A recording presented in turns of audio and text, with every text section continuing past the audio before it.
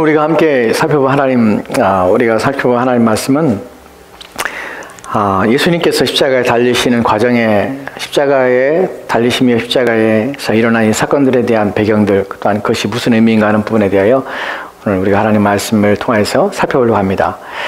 예수님께 십자가에 달리신 그 과정들과 십자가에서 일어난 일들, 십자가에서 실제적으로 일어났던 우리가 성취된 것을 말하는 것이 아니라 예수님께서 십자가에서 예수님께 당하신 일들이 의미하는가 무엇인가 하는 부분을 오늘 살펴보려고 해요. 또 예수님께 십자가에 죽으신 후에 어디로 가셨는가, 어디에 계셨는가 하는 부분 또한 오늘도 살펴보려고 합니다. 오늘 말씀을 통해 여러분들이 좀 더 분명하고 확신 있게 하나님 말씀에 대해 이해하시고 또한 예수님 십자가의 사건에 대하여 분명히 이해했으면 좋겠습니다.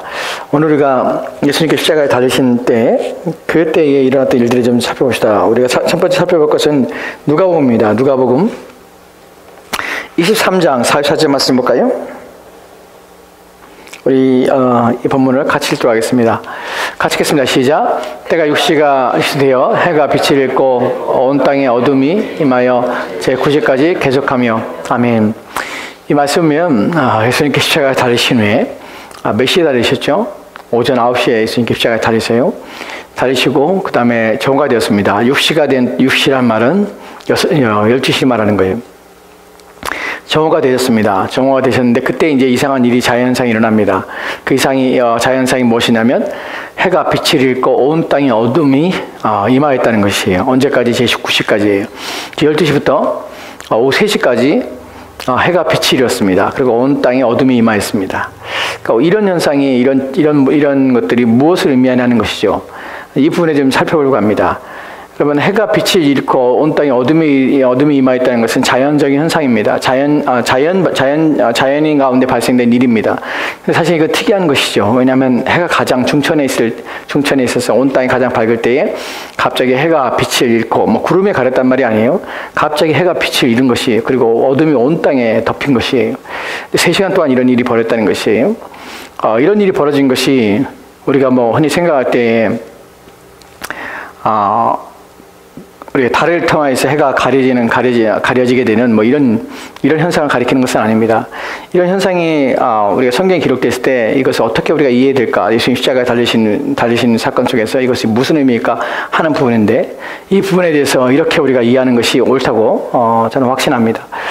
예수님께서 십자가에 달리신 후에 12시가 됐을 때 어떤 일이 일어나게 되면, 예수님께서 그때 이제 소리를 지르시고 예수님께서 이제 엘리 라마 사박다니 하시면 나중에 운명하시기 전까지 이 사건들이 일어날 때 어떤 일이 벌어지냐면 우리의 죄가 예수님께 전가되는 사건이 일어납니다. 그래서 예수님께서는 그 고통을 이제 당하시면서 해가 빛을 잃었다는 표현은, 어둠이 임했다는 표현은 빛과 상극되는 어떤 현상이 일어났다는 것이에요. 이것을 우리는 어떻게 이해하냐면 예수님을 둘러싸고 있는 영적인 어둠에 대해서 이것이 이런 자연 현장의 상징 속에서 드러나는 것이다, 이렇게 표현하는 것이 맞다고 생각합니다. 왜냐하면 성경에 빛과 어둠에 대해서 극명하게 구별되며 또한 표현하는 구절들이 있습니다. 이 구절들을 통해서 이 본문을 좀 해석해 보려고 합니다. 요한일서 1장 5절 말씀에 이렇게 기록되어 있는데 같이 한번 봅시다. 같이 읽겠습니다. 시작. 우리가 그에게서 듣고 너에게 전하는 소식은 이것이니 그 하나님은 빛이시라. 그에게는 어둠이 조금도 없으시다는 것이니라. 이 표현이 좀 그러네요. 본문에 보면 우리가 그에게서 듣고 너에게 전하는 소식은 이것이니 곧 하나님 빛이라는 것이에요. 하나님 빛이신데 단순히 빛만이 아니라 거기에 대해서 첨가하는 것이 있습니다. 그에게는 어둠이 조금도 없으시다는 것입니다. 그러니까 하나님은 빛인데 하나님께서는 어둠이 조금도 없습니다. 이 말의 의미는 어둠이라는 것은 하나님과 상극하며 하나님과 반대되는 개념이라는 것이에요.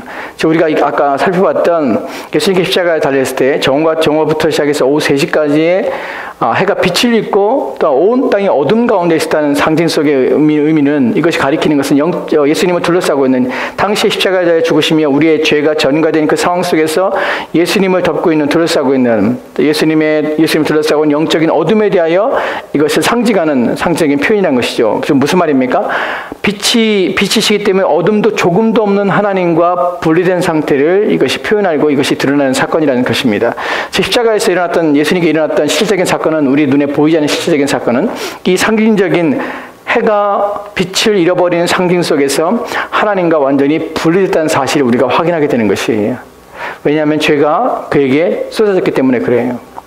이 부분에 대하여 또 한 구절 볼 텐데, 마태복음 25장 30절 말씀 보면 이렇게 기록되어 있습니다. 같이 읽겠습니다. 시작. 이 무익한 종을 바깥 어두운 데로 내어 쫓으라. 거기서 슬피 울며 이를 가리라 하니라. 아멘. 신기하게 성경에서 예수님의 말씀 속에서 하나님의 진노와 징계를 받게 되어서 영원한 형벌에 처하게 되는 사람들에 대하여 설명하는 구절 중에 계속해서 나오는 것이 뭐냐면 바깥 어두운 데라는 표현이에요. 그 내쫓는다는 것이. 여러분, 여기서 우리는 이것이 무엇을 상징하냐면 지옥이라는 것을 상징하는 것을 알게 됩니다. 근데 이 지옥을 어떻게 표현하고 있냐면 바깥 어두운 데라는 표현을 써요. 그러니까 어두운 곳이에요. 바깥에 어두운 곳이에요. 바깥 어두운 곳이라는 것은 안은 어떤 곳이에요? 밝은 곳이에요. 안에서 밖으로 내어쫓는데 밖이라는 곳은 어두운 곳이에요. 그러니까 여기서 밖이라는 표현 속에서 무엇인가 갈라져 있고 무엇인가 나눠져 있다는 사실을 하게 됩니다. 나눠져 있는 사실에서 그 안에 있던 자들이 그 바깥 무엇인가의 바깥으로 내몰리는데 그 바깥이라는 곳은 어디냐면 어둠이라는 것이에요. 여러분, 성경에서 이런 어둠이라는 표현을 쓰는 이유가 뭐냐면 하나님의 빛이기 때문에 어둠이라는 것은 하나님이 계시지 않은 곳을 말하는 것이에요. 즉 지옥은 어떤 곳이냐면 하나님이 계시지 않아요. 지옥은 어떤 것이냐면 하나님의 은혜가 전혀 없는 곳이라는 사실이에요. 이것이 이런 구절을 통해서 우리가 알게 되는 것이, 즉 예수님께서 십자가에 달리셨을 때 정오부터 시작해서 해가 빛을 잃고 온 땅이 어둠 가운데 있었다는 것은 하나님과 완전히 분리되어서 지옥을 경험하셨다는 사실로 우리가 이해할 수 있다는 것이에요. 왜냐하면 하나님의 은혜가 전혀 없기 때문에 그래요. 하나님과 완전히 단절되어서 부재했다는 것이에요. 이것을 우리가 이제 나중에 좀 이따가 사도신경을 통해 살펴볼 텐데, 여러분 이 부분이 중요한 이유가 무엇이냐면, 여러분 지옥은 단순히 그냥 어떤 장소가 고통스럽기 때문에 지옥이란 말이 아니라 그것은 하나님이 계시지 않기 때문에 고통스러운 장소가 되는 것이, 하나님의 은혜가 전혀 없는 곳이에요. 여러분 이 부분은 우리가 사실 이 개념들은 우리가 잘 머리에 안 들어옵니다. 왜냐하면 한 번도 가본 적이 없으니까. 여러분 완전한 어둠 가운데서, 완전한 어둠이라는 것은 하나님이 계시지 않아요. 그곳에 던져지는 순간 하나님부터 어떠한 작은 은혜라도 은총도 거기는 없는 곳이에요. 이 말이 무슨 말이냐면 이 땅에 우리는 그것을 경험하지 않습니다. 왜냐하면 이 땅에 사는 동안에 우리는 일반적인 은총을 다 경험하고 살아요. 하나님의 은혜 속에 살아요. 왜냐하면 생명을 주시고 또한 보존하시고 또한 그들을 지키시며 인도하시는 것이 하나님의 은혜가, 이 시간에는 악인이나 선인에게 해나 비가 동일하게 임합니다. 왜냐하면 일반적인 은총 속에 우리가 주어지기 때문에 그래요. 그러나 지옥에 가는 순간 이제 하나님의 모든 은총은 거두어져 가는 것이, 아무것도 없는 것이, 여러분 그것이 얼마나 고통스럽고 그것이 얼마나 두려운 것인가를 생각해 보셔야 돼요. 왜냐하면 어려운 것을 던질 때 거기에서 표현하는 것이 뭐냐, 이를 갈며 슬퍼한다는 것이, 원망과 원통과 분노를 느끼면서 공포 가운데 영원히 그 괴로움 가운데 고난 가운데 살게 되는 것이, 그것이 지옥이라는 사실이에요. 그렇다면 여기서 우리는 첫 번째로 이러한 곳에 우리가 가지 않게 되었다는 것이, 이것을 주님께서 맛보심으로 우리 가운데 이런 것이 제거됐다는 사실, 우리 가운데 얼마나 복된 것인가 하는 부분을 우리가 아셔야 돼요. 이런 구절들이 우리 가운데 주는 것은 얼마나 이 일들이 주님이 우리를 위해서 이 일을 성취했다는 사실 때문에 우리는 감사하게 되는 것이, 왜냐하면 이것은 우리의 몫이었거든요.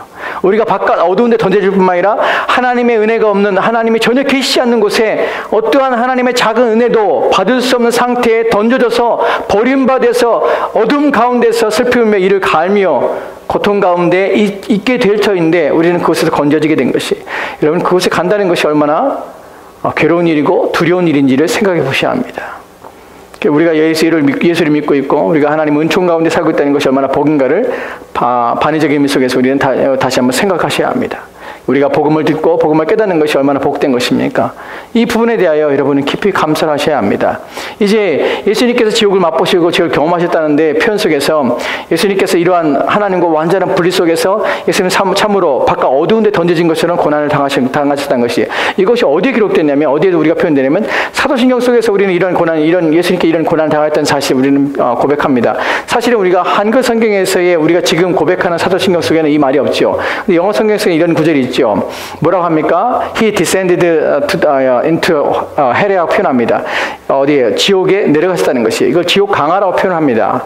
이것이 영어 성경에 있지만 한글 성경에는 없지요. 왜 없게 되냐면 지난번에 제가 여러분에게 이런 말씀을 드렸는데 기억을 못 하시지요. 사실은 처음에 1894년에 언더우드 선교사가 우리나라 와서 이제 우리나라 와서 1894년에 한글로 사도신경을 번역합니다. 근데 그때는 사도신경에 이 말이 기록되어 있었습니다. 예수님께서 지옥에 내려가셨다는 표현이 있습니다.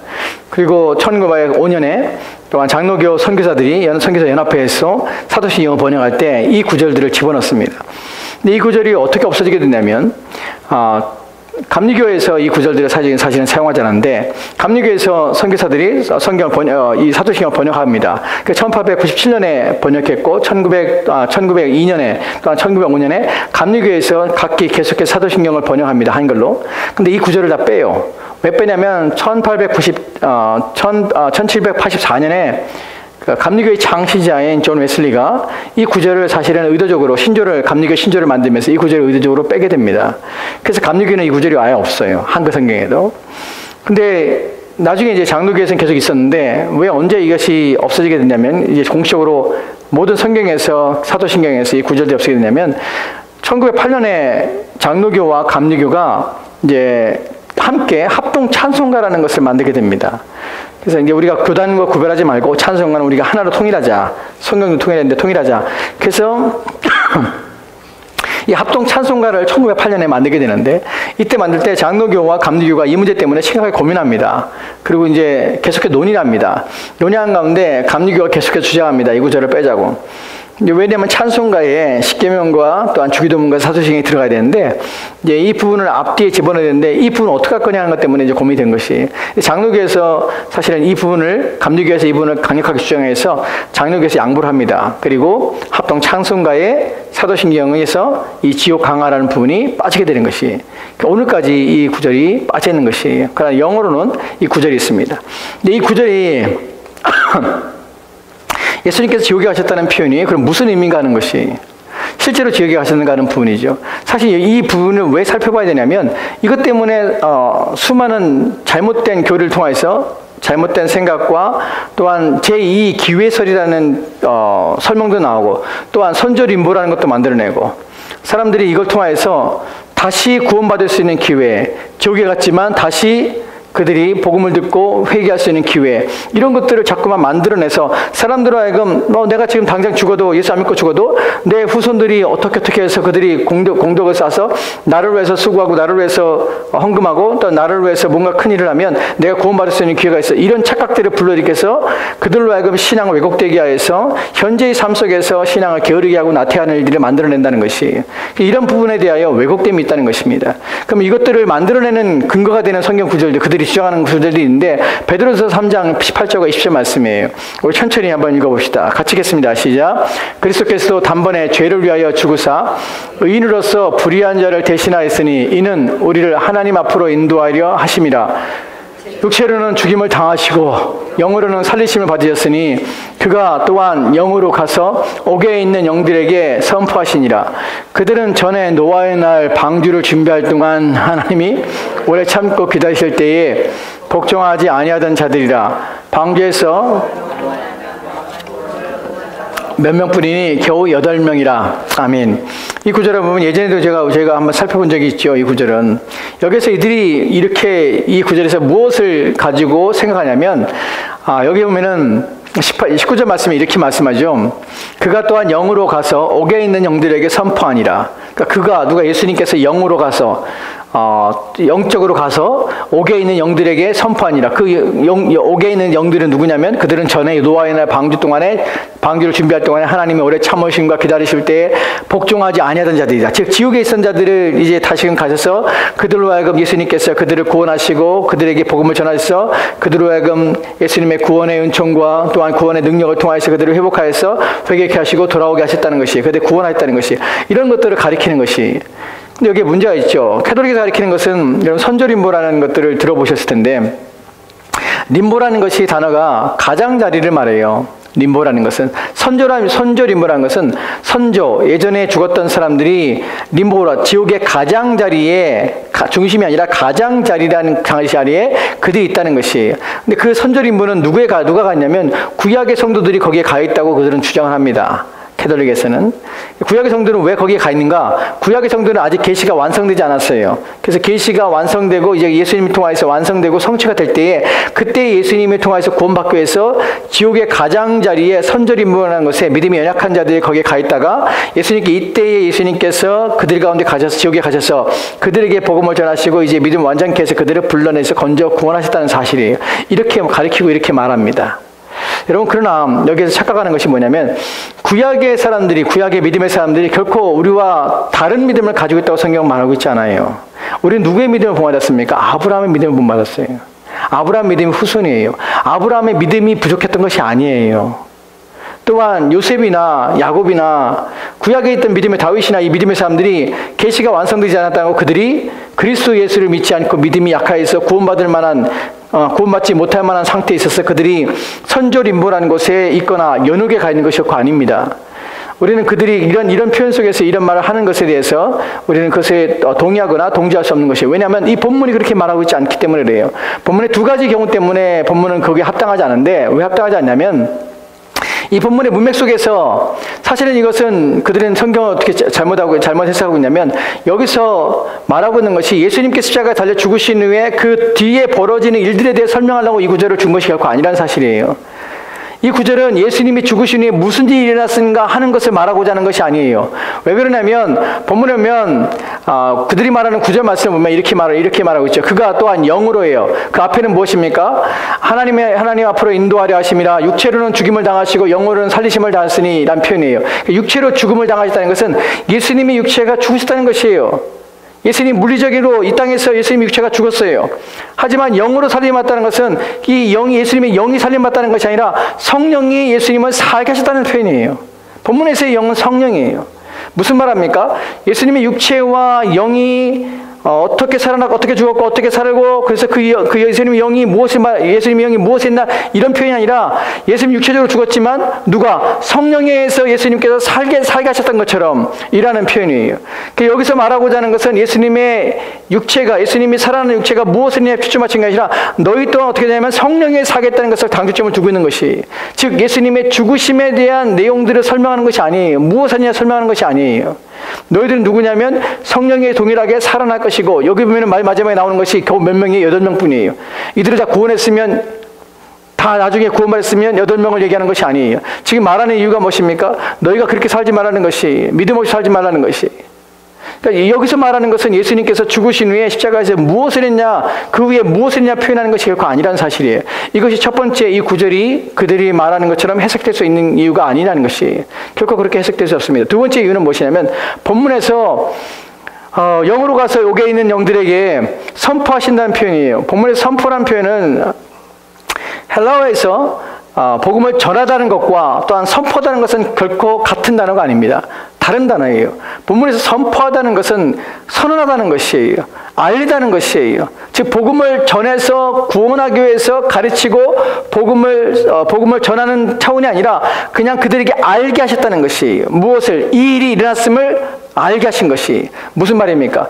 지옥에 있었는데 그들은 몰라요. 지금 어떤 일이 벌어졌는지. 그러나 주님께서 십자가에 달려서 그 성취를 이루심하면서 이제 완전한 구원과 성취가 무엇인지를 그들 또한 이제 이해하게 됐고 깨닫게 되었다는 사실이에요. 그것을 말하는 것이 바로 본문에서의 선포하다는 의미예요.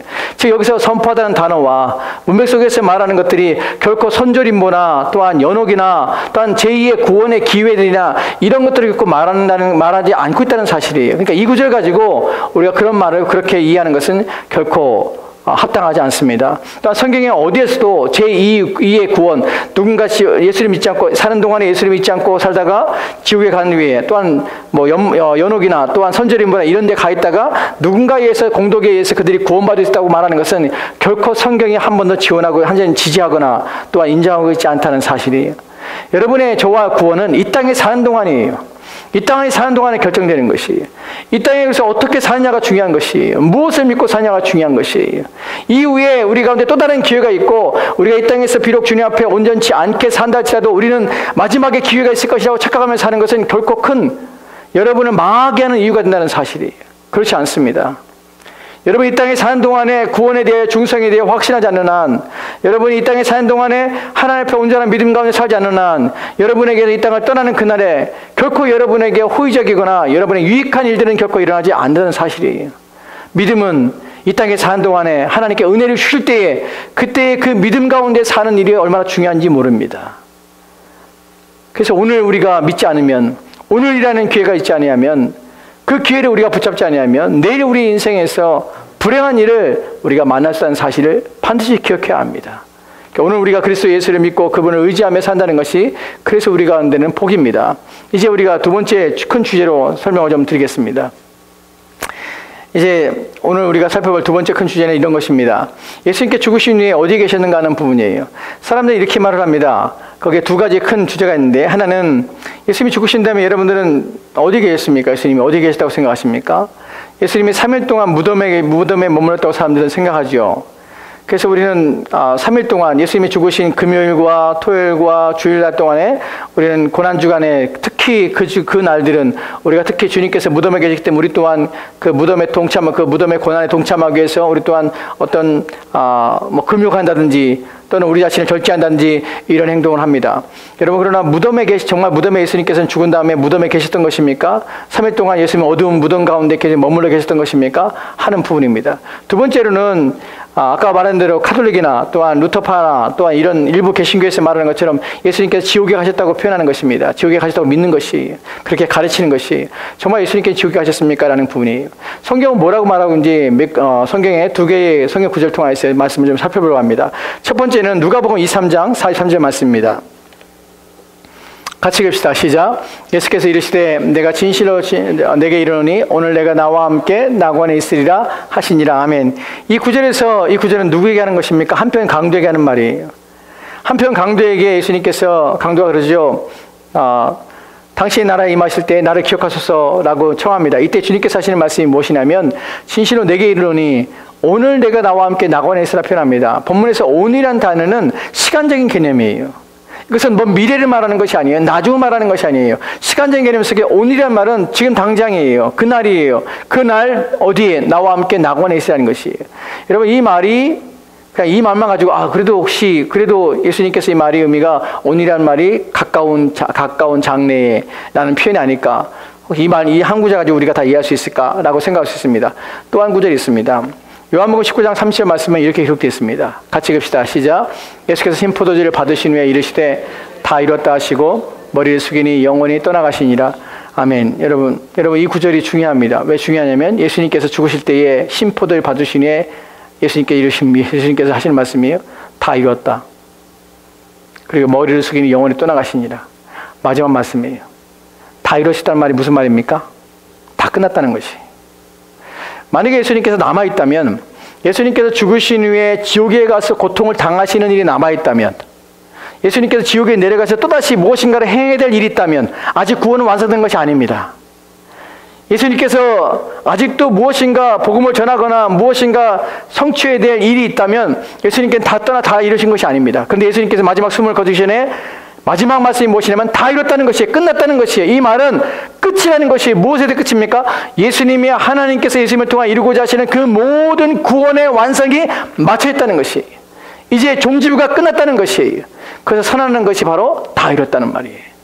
즉 이후에 지옥에 가셨다는 말은 예수님께 직접 지옥에 가셔서 지옥에서 3일 동안 머물렀거나 그곳에 계셨거나 한다는 표현은 맞지 않은 것이, 다시금 고통이 있고 다시금 예수님께서 고난을 받으시며 다시금 형벌을 받고 있는 것이 계속해서 예수님이 이미 십자가를 통해서 형벌이 끝났으며 그의 죽으심을 통해서 그 형벌은 마쳐진 것이에요. 이 부분에 대하여 우르시누스가 이렇게 표현하는 것이죠. 우리 하이델베르 교류문에 썼던 우르시누스가 이렇게 표현합니다. 같이 봅시다. 같이 천천히 읽겠습니다. 시작. 만약 그리스도께서 그의 영혼으로 지옥에 내려가셨다면 거기서 뭔가 고난을 당하시기 위함이었든지 아니면 교황주의자들이 주장하는 것처럼 거기서 조상들을 해방시키기 위함이었든지 둘 중에 하나였을 것이다. 그러나 그는 무슨 고난을 당하시거나 조상들을 해방시키기 위해 가셨던 것이 아니다. 왜냐하면 십자가에 달리실 때에 그는 이미 다 이뤘다고 말씀하셨기 때문이다. 다 이루신 것이에요. 다 성취하신 것이에요. 고난이 지속된 것이 아니라 고난이 끝이 난 것이에요. 십자가에 달려서 하나님께 버림받고 그 죄, 우리의 모든 형벌을 친히 담당하사 예수님께서 그것을 짊어지신 것이, 그래서 끝나신 것이. 여러분, 그것이 비록 3시간의 짧은 시간이었지만 하나님과의 분리 속에서 순결하신 예수님이 죄가 그에게, 그의 영혼에 다가와 그의 영혼에 묻혀질 때에, 그래서 그 죄가 자신 가운데 들어올 때에, 그때의 고통과 또한 그로 말미암아서 하나님과의 완전한 분리 속에서 그가 당하는 어둠 가운데서 그가 하나님 앞에 버림받는 그 내용, 그 상황 속에서의 그 고난은 이루 말할 수 없다는 사실이에요. 여러분, 우리는 이 십자가 사건을 통해서 우리가 이후에 당하게 될 고난이 얼마나 큰지를 생각해 보셔야 돼요. 여러분, 그 짧은 순간에 주님께서는 그것 때문에 고난을 그것 때문에 괴로워하셨습니다. 우리가 알다시피 고난의 잔을 마시는 것 때문에 예수님께서는 심히 놀라고 상하고 두려워하고 낙심되고 마음이 하나님 앞에 이것을, 이 잔을 내게서 옮기시옵소서라는 표현과 더불어서 하나님 앞에 극심하게 떨며 기도하며 하나님의 도우심을 구하였습니다. 여러분, 이것이 얼마나 괴로운 일인지 생각해 보셔야 돼요. 이것을 묵상해 본다면, 여러분이 지옥에 간 지옥에 대해서 생각한다면, 여러분이 하나님을 부인하고 하나님 믿지 않은 가운데 여러분이 지옥에 간다면 상상할 수 없는 고난과 상상할 수 없는 괴로움 때문에 여러분 미쳐버릴 정도로 여러분은 고통스러울 것입니다. 그것을 차마 생각한다면 그 십자가 안에서 보여진 것이, 예수님의 이 당하신 고난 속에 보여진 것이, 근데 이것을 우리는 이해하지 못하기 때문에, 이것에 대한 눈이 없기 때문에, 이것에 대해 우리 정서가 깨닫지 못하기 때문에 우리가 이렇게 믿다가 그냥 이렇게 살다가 그냥 천국에 가겠지, 혹시 지옥에 가면 어쩔 수 없고, 이런 착각 속에, 이런 생각 속에 살아가는 사람들이 얼마나 많은지 모릅니다. 여러분, 지옥의 고난에 대해서, 지옥이 얼마나 두려운 것인 대해서 전혀 생각하지 못하기 때문에 그래요. 한순간도 견딜 수 없습니다. 한순간도 참아낼 수 없는 것이에요. 왜 예수님께 십자가에 달려 죽으셔야 합니까? 왜 그분이어야 됩니까? 왜냐하면 인간 중에, 피조물 중에 어느 누구도 하나님의 진노에 대해 잠시라도 그 진노를 감당할 수 있는 사람이 없기 때문에 그래요. 그래서 하나님이신 그분이 오셔야만 되는 것이에요. 그분이 죽으셔야만 되는 것이에요. 이런 사실을 안다면 내가 그 가운데서 빠지지 않고 그 가운데 버림당해서 바깥 어두운 데 가지 않는다는 사실 때문에 우리는 얼마나 감사한지 몰라요. 우리의 전 삶 하나님께 드려 사는 것이, 내 삶을 다 바쳐서 사는 것이, 바쳐도 하나님 앞에 그렇게 살아가는 것들도 그것도 불평할 수 없어요. 왜냐하면 그 은혜 때문에 비교할 수 없는 것이. 이런 사실을 우리가 깊이 인식해야 되는 것입니다. 이런 것도 우리가 고민하고 이런 것들을 생각하셔야 돼요. 사실 이런 것에 대해서 우리는 깊이 생각하지 않아요. 그런가 보다 라고 생각하죠. 여러분, 사람들이 왜 이런 그리스도의 십자가에 대해서 깊이 묵상할수록 주를 위해 살고자 하는 의지와, 또한 심지어는 화형을 당하거나 심지어는 자기의 자녀들이 사자에게, 짐승에게 찢겨 죽는 상황에서도 결코 나는 그리스도를 부인할 수 없습니다 라고 자신의 신앙을 고백하고 주는 이유가 바로 이런 것들 때문에 그렇습니다. 그분에 대한 이야기 때문에 그래요.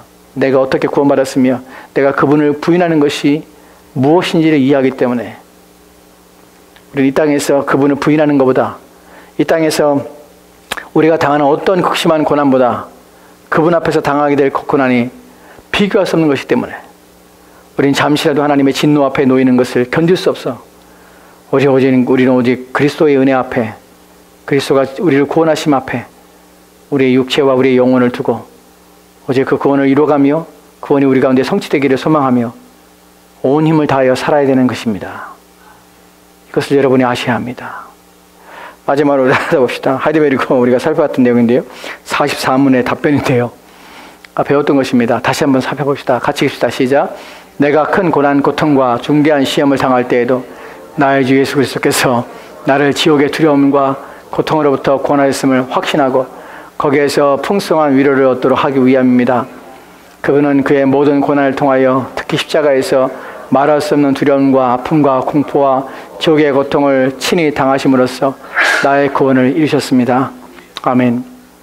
이것을 생각하면 이것이 우리 가운데 위로가 됩니다. 우리가 큰 고통과 중대한 시험을 당할 때도 나의 주 예수 그리스도를 생각하면 그분이 나를 위해서 지옥의 고난을 당하셨고 두려움과 고통으로부터 나를 구원하셔서 나를 인도하셨다는 사실, 나를 이끌어냈다는 사실 때문에 우리는 위로가 됩니다. 이 땅에 우리가 당하는 어떤 고난도, 지옥에 우리가 당해야 될, 또 하나님을 부인한 자들이 가게 될 그 지옥의 고통과는 비교할 수 없습니다. 그럴 때 우리는 인내하며 천국 견딜 뿐만 아니라 우리를 위해 당하신, 우리를 위하여 지옥을 맛보신 그리스도 앞에 감사하여 우리 온 삶을 그분을 위해 사는 일에, 내가 살아도 주를 위하여, 죽어도 주를 위하여 죽는 일을 마땅함을, 그게 당연하며 그렇게 사는 것이 내 복임을 우리가 깨닫게 되고 그러한 삶을 살게 되는 것입니다. 부디 저와 여러분이 이러한 사실 알아 주를 위해 삽시다. 먹고 마시든지 무엇 하든지 하나님 영광을 위하여 우리가 살아도 주를 위해 살고 죽어도 주를 위해 사는 저와 여러분의 삶이 되었으면 좋겠습니다. 우리 기도합시다.